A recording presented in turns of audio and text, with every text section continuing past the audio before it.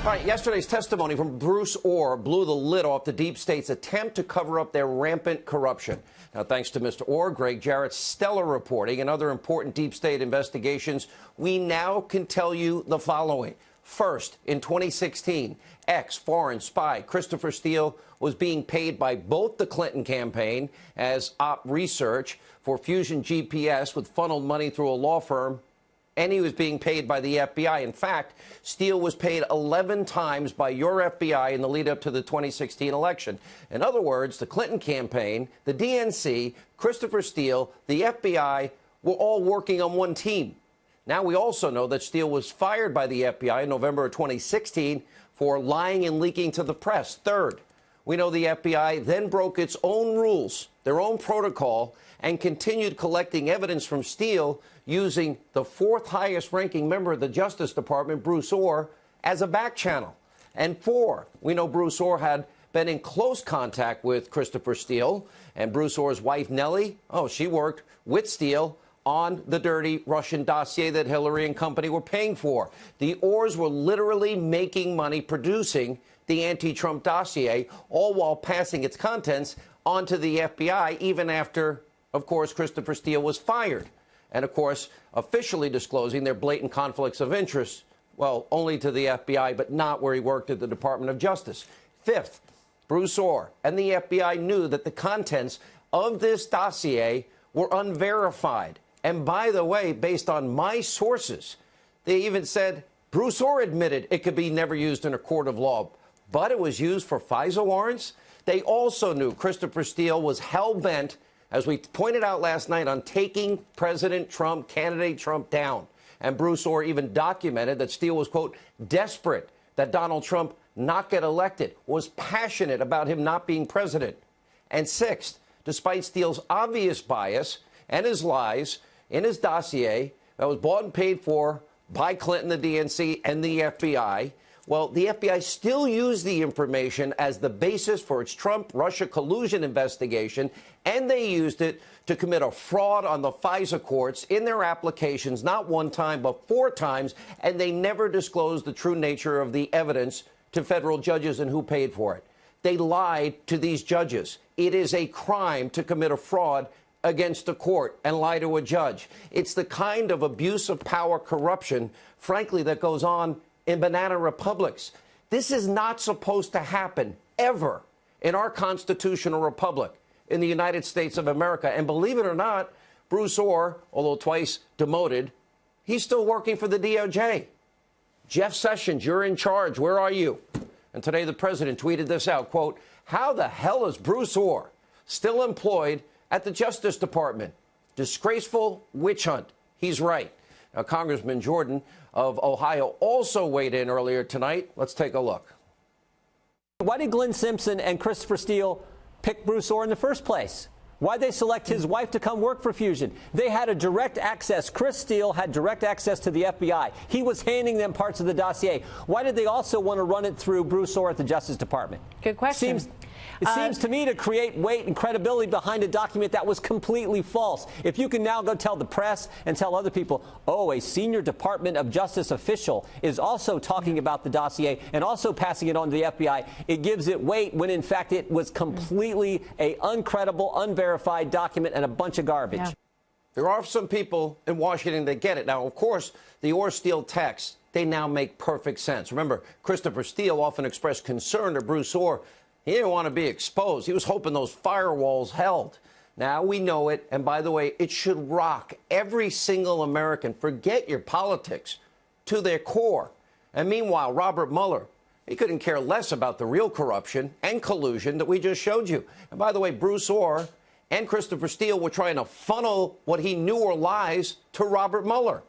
Instead, they're focused now on, let's see, taxi cab medallions, loan applications, tax returns from years gone by, and lying to investigators. And we have an update on that. It's just pathetic. And tonight, John Solomon out with a breaking news report. It raises serious concerns about one facet of Mueller's witch hunt. And according to Solomon, who will join us, Mueller's case against one-time Trump campaign aide George Papadopoulos is probably completely bogus. The special counsel has been claiming they want this kid to spend 6 months in jail. saying Papadopoulos lied about the sinister details surrounding a meeting with a European professor that he knew. They claim Papadopoulos was looking for information on Hillary's hacked emails.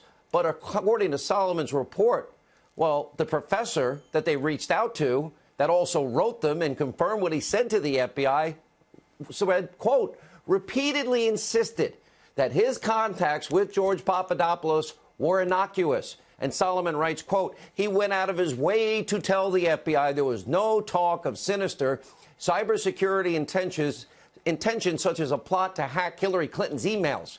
As we have previously reported, Papadopoulos is considering withdrawing his guilty plea.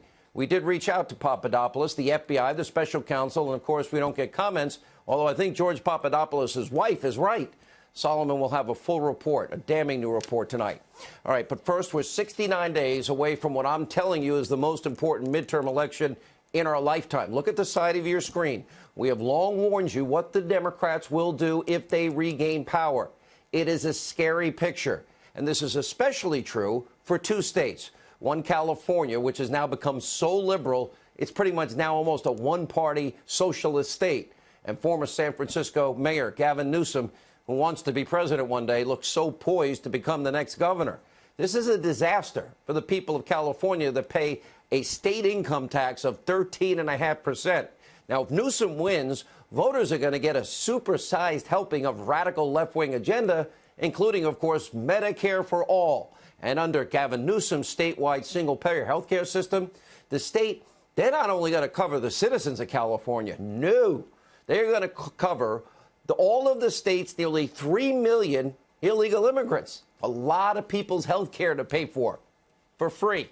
Take a look. Plan to get single-payer passed. It needs to be pulled into the governor's office. The executive needs to lead it. Obamacare would not have happened. It was just exclusively a legislative fiat. That said, Nancy Pelosi did a magical job of organizing it, but it required the concerted contributions of the President of the United States. I'm not naive about it. I did universal health care when I was mayor, fully implemented, regardless of pre-existing condition ability to pay, and regardless of your immigration status. San Francisco is the only universal health care plan for all undocumented residents in America. I'm very proud of that. And we proved it can be done without bankrupting the city. I'd like to see that we can extend that. Now, by some estimates, that radical plan, it could cost taxpayers, get this, over $400 billion, including tens of millions of dollars for the sanctuary state's massive influx of illegal immigrants. It means, on average, each Californian would be on the hook for at least $10,000 in new taxes each year, and that's assuming the 13.5% income tax stays where it is. And meanwhile, in Florida, we now have a race between Republican Congressman Ron DeSantis, he'll join us in a few minutes, and the Democratic Tallahassee Mayor Andrew Gillum. Gillum, a far-left candidate, was endorsed by the socialist Bernie Sanders. He's ready and willing to implement his extreme agenda to every corner of the great state of Florida, the Sunshine State. Now, his platform includes abolishing ICE, supporting sanctuary cities, raising the minimum wage to $15 an hour, a steep corporate tax increase, maybe as high as 40%, universal health care for all, increased gun restrictions, increased funding for Planned Parenthood. If you live in Florida, take note. This man is ready to raise your taxes through the roof and literally restrict your Second Amendment rights, punish small and large businesses around every turn in pursuit of what is now the Democratic Party, this socialist mythical utopia. Now, sadly, moderate Democrats are a thing of the past. They were driven out a long time ago. Ask Joe Lieberman. This is now the party of Nancy Pelosi and Chucky Schumer and Maxine Waters and Bernie Sanders. It is a far-left, unapologetic socialist party. They want your crumbs back. They want open borders. And they want, most of all, to impeach the president and keep Obamacare. But tonight, the only group hoping for Trump's impeachment more than the Democrats might actually be the corrupt, destroy Trump, so-called mainstream media. Yesterday, we called out CNN for standing by what is a faulty story about the 2016 Trump Tower meeting. Now, remember the breathless reporting from fake news CNN. It's all not true. Back in July. Take a look. We have a Cuomo primetime exclusive tonight, a claim that goes to the truth of what the president knew and when he knew about an event that is central to the special counsel's Russia investigation. Tonight, sources with knowledge tell myself and Carl that Michael Cohen claims that then candidate Donald Trump knew in advance about the June 2016 meeting in Trump Tower in which Russians were expected to offer his campaign dirt on Hillary Clinton. It's very, very significant because the president has denied any foreknowledge of this event, and this meeting goes to the question of intent to collude. You've been saying for a year that we need to follow the money, follow the lies, and figure out this cover-up. So how did you do it in this case? Talk us about how you got this reporting. Well, I talked to sources. All right, we now know that a source for that report, the main source, was Michael Cohen's attorney, our old friend Lanny Davis, who backpedaled and reversed his story, making all the reporting that you just saw fake news at its worst. And it's just the latest in what is a long list of shady anti-Trump reporting from CNN, the S-hole network, the Stormy network, the impeach network, the Russia network. And still, CNN, they just remain defiant, even taking a shot at the president on Twitter. Oh, so much for objectivity. Make no mistake, they try to lecture the president. CNN does not lie. Really? We report the news. We report it when people in power tell lies. CNN stands by our own reporting and our reporters. There may be many fools in this story, but Carl Bernstein is not one of them. Yeah, actually, he is. And CNN wonders why crowds of Americans have singled them out. CNN sucks. They say it, they chant it, they scream it, and the network still can't even admit when they get something wrong. And by the way, they think this about the network.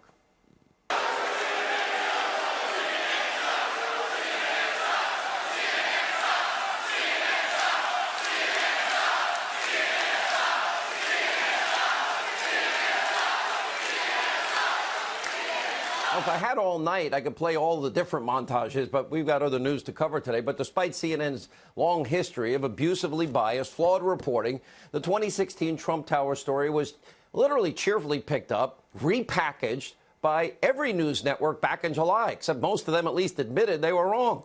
According to Newsbusters, while ABC, CBS, NBC, they spent 39 minutes hyping that CNN story. As of last night, they completely ignored the Lanny Davis reversal on air.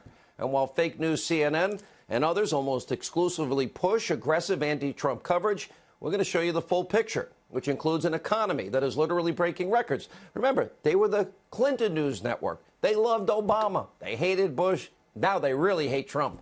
So today we learned that the second quarter GDP growth, which we were really happy about, well, it actually was revised upward to 4.2%. And we can now report that American job satisfaction is now ranking the highest it has been since 2005. Add to that yesterday's consumer confidence number, currently at an 18-year high. Plus more jobs than people that are on unemployment, a record-setting stock market, historic low levels of unemployment in 14 states, African Americans, Hispanic Americans, Asian Americans, women in the workplace, youth unemployment, 51-year low, and so much more. Thankfully, because the forgotten men and women in this country, they deserve it. The American economy is booming. That's what our upcoming elections in 69 days need to be about. That's what the media should be reporting. And the state of our country, by the way, is strong. And the president has literally changed things around. We're now heading in a much better direction.